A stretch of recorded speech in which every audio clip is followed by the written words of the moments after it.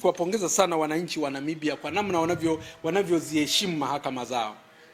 Hata ukosoaji wao juu ya mahakama yao wamekosoa vizuri, wameona kwamba mahakama zao zinaenda kutumika kuhalalisha uonevu waliofanyiwa wananchi wa Tanzania. Wananchi wanasema no, mahakama zetu zinaheshimika duniani kote kwa kutenda haki, zisiende kuchafuliwa na Tanzania. Na wanakubali utaalamu wa Damasebu na wanasema kwamba ni competent ni competent judge, anaheshimika ndani ya nchi na kimataifa, na hawako tayari kumuona kuja kuchafuka kwenye mambo ambayo haeleweki kama ya kwetu hapa Tanzania. Kwa hiyo ni jambo hasa, hivi vyama vya siasa viwili vyote vimetoka na jambo moja, na ukiangalia summary hapa ni kama tuna yale niliyoyaainisha hapo juu. Hamwezi kuingia kwenye jambo ambalo halieleweki. Kama yeye ameamua kwenda kwa kutumia nguvu zake na power alizonazo, majeshi aliyonayo, kuwafanya atakavyo wa Tanzania, asija kaingiza na nchi zingine kwenye migogoro mikubwa ya kidiplomasia. Sasa labda wakati naelekea kwenda kwenye hitimisho, niseme tu mambo nilio mimi, kwa sababu nilikuwa nazungumzia masuala ya tume ya Chakwera, na nikasema kwamba nilitumia masaa matatu kwenye ile tume kwenda kutoa maoni yangu, na niliwasilisha document ya page 70, lakini nilimweleza mambo mengi Chakwera katika hiyo page 70. Niliweka vielelezo vyote vya namna tulivyofanyiwa katika kabla ya uchaguzi na baada ya uchaguzi, kabla ya uchaguzi, kwenye uchaguzi na hata baada ya uchaguzi. Nilimweleza kwa kina, na katika hizo page 70 nganipatisha mpaka na vielelezo vyote vya matukio yote. Na kwa summary tu, mambo mawili hapa ni yaseme. Yako mengi nimeorodhesha vitu vingi, lakini kwa summary hapa niseme mambo mawili. Moja nililomweleza ni kwamba ndugu Samia Suluhu Hassan ashauriwe kujiuzuru nafasi ya rais wa Jamhuri ya Muungano wa Tanzania ili kuliponya taifa na kuanza upya. La pili nililomweleza, uchunguzi haukuwa huru na uchaguzi haukuwa huru na haki, jambo ambalo pia lilithibitishwa na watazamaji wa kimataifa wa SADC na EU. Uchaguzi ulikuwa batili na ulisimamiwa na tume batili, hivyo viongozi wote, rais, wa bunge na madiwani waliotangazwa ni batili, pamoja na mambo mengine, lakini hayo mambo mawili nilimweleza Chakwera na tume yake. Na katika mapendekezo pia niliweka mapendekezo mengi, lakini nitasema mapendekezo mawili tu kwa ajili ya muda. Mapendekezo yangu namba moja kwenye hilo tume ya Chakwera, niliomba kwamba kuundwe tume huru ya uchunguzi itakayoongozwa na Jumuiya ya Madola au taasisi yote ya kimataifa ambayo taifa ni mwanachama, ambayo Tanzania ni mwanachama, na jambo hili lifanyike haraka iwezekanavyo. Lakini jambo la pili nililotoa maoni yangu ni kwamba uchaguzi mkuu wa mwaka 2025 wa Tanzania ufutwe na kutangazwa uchaguzi mwingine ili kuwapa fursa wananchi waweze kuchagua viongozi wao wanaowataka wao. Hayo ndio mambo makubwa ambayo niliyawasilisha kwenye hiyo taarifa, na leo nimekusudia kwamba hiyo mazungumzo yangu baina yangu mimi na tume ya Chakwera nitayaweka hadharani leo ili Watanzania wote wajue, maana hali ya nchi inazidi kuwa mbaya. Tulitarajia kutakuwepo na mabadiliko yanayoweza kubadilika, lakini tunavyoona hali inazidi kuwa mbaya badala ya kuendelea kupata unafuu. Kwa hiyo leo hii nitashare na nyinyi waandishi wa habari muweze kufikishia umma mambo gani tulizungumza na Chakwera. Mwishowe ipo siku yatabadilishwa na haya. Watasema kwamba kina Mpina walipoenda kwa Chakwera walienda kusema maneno haya na haya na haya na haya. Lakini humu kumesheheni mambo yote. Uongo wote uliowekwa, mpaka Mpina alijiunga na chama cha ACT Wazalendo tarehe 5. Alijiunga sijui tarehe ngapi. Alijiunga tarehe 5. Humu nimeambatisha nyaraka zote za mpaka kujiunga kwangu wanachama wa chama cha ACT Wazalendo. Watanzania wakasome ukweli wote. Leo tarehe 29 mwezi wa 7 2025. Wakati ukisoma ile barua ya msajili anazungumza Mpina alijiunga na chama cha ACT Wazalendo tarehe 5 mwezi wa 8 2025. Mimi hii ndio kadi yangu na itasacurate kwa Tanzania wote waweze kuona. Lakini pia kwa kusingiziwa kama nimevunja kanuni za chama, Kanuni za chama zote, hakuna jambo hilo linalozungumzwa na msajili mahala popote lilipo. Jambo la katiba lote hamna mahala popote lilipo.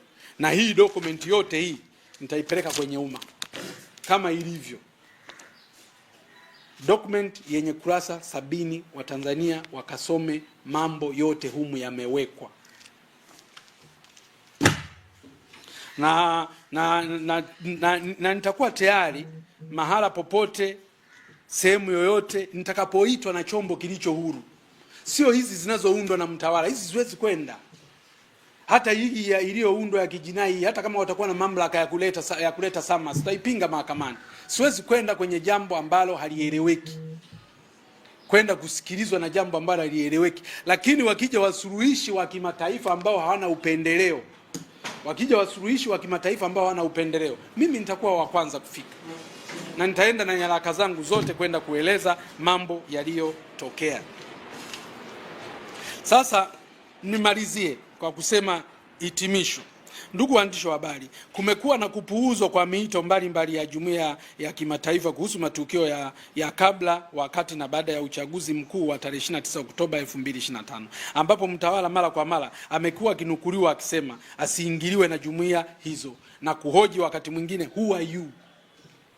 Mpaka sasa hakuna nia ya dhati ya utashi wa kisiasa ya kutekeleza maazimio ya jumuiya za kimataifa, ikiwemo bunge la Ulaya EU Parliament, bunge la Marekani Congress na jumuiya ya madola, kwani serikali licha ya kupewa maonyo mbalimbali, serikali imezidisha zaidi dhuluma na uonevu kwa wananchi, ikiwemo ukiukwaji mkubwa wa haki za binadamu, wananchi kukamatwa na kufunguliwa kesi na kubambikizwa uhaini na ugaidi.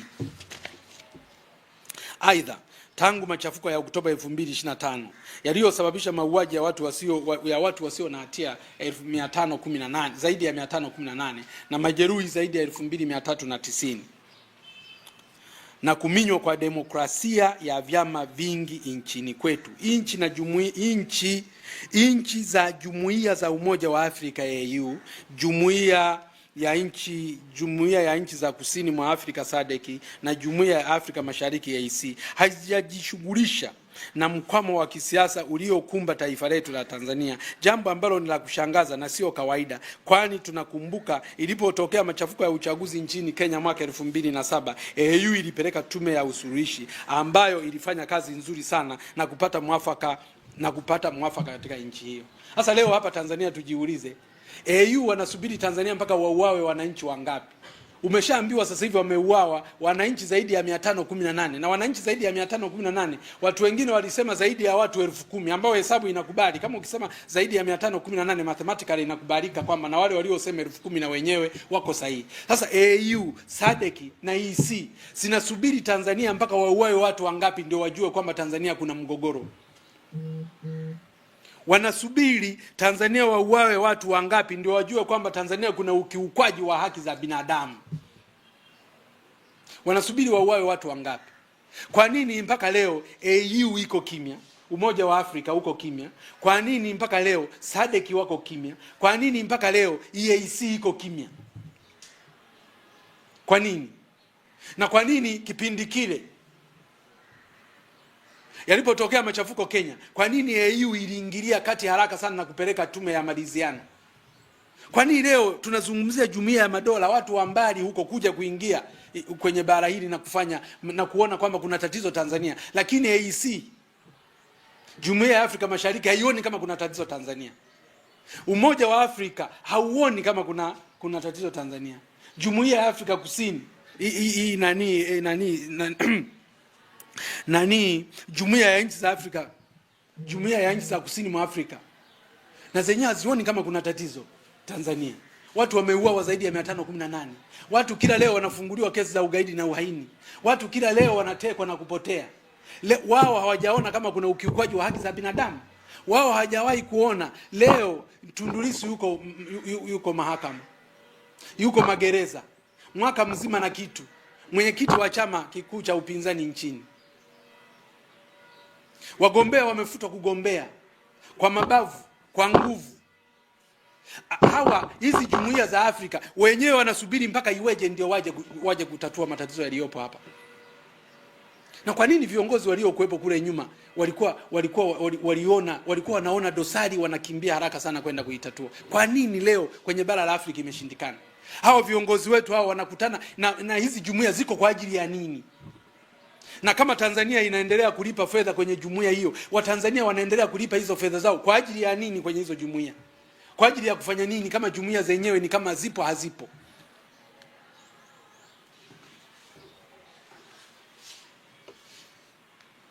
Kwa kuwa jumuiya ya Afrika,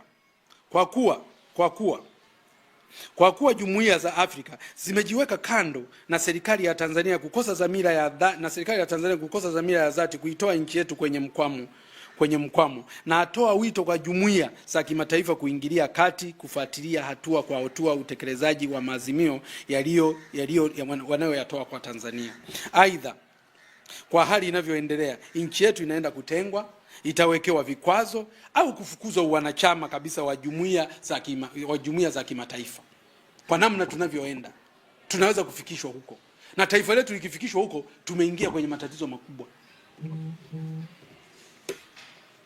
Taifa letu ni changa, na kwamba ustawi wake unategemea ushirikiano wa nchi nyingine, ikiwemo upatikanaji wa mikopo, dawa zote ziwe za binadamu, ziwe za wanyama, ziwe za mimea, masoko ya mazao ya... Sasa ni simple tu, waone Viva Promotion kwa mahitaji ya printing aina zote, kama vile mabango size zote na aina zote, 3D, 2D na banners, vibao vya maofisini au sehemu za biashara kama hoteli, lodge na kadhalika. Viva Promotion wana print t-shirt na jezi, wanafanya branding ya ofisi kuipa muonekano wa nje wa kuvutia. Wanapatikana Tabora mjini, mtaa wa shule, jirani na chuo cha utumishi wa umma Uhazili. Simu namba 0762484266.